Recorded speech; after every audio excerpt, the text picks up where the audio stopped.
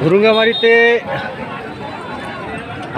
ছাত্র বৈষম্য বিরোধী ছাত্রদের আন্দোলনে কর্মসূচিকে ঘিরে দেখা যাচ্ছে ভুরুঙ্গামারী বাস স্ট্যান্ডে অনেক সাধারণ মানুষ শিক্ষার্থী আজকে এইখানে আন্দোলনে জমায়েত হয়েছে। পাশাপাশি অবস্থান করছেন পুলিশের ওসি মহোদয়, আমাদের যে ভুরুঙ্গামারী কোটার সমন্বয়কের যে ব্যক্তি সে মাঠে নামছেন, কাপন করে মাঠে নামছেন।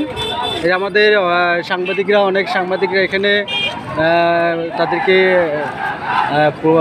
প্রচারণার জন্য অনেক সাংবাদিক উপস্থিত হয়েছেন।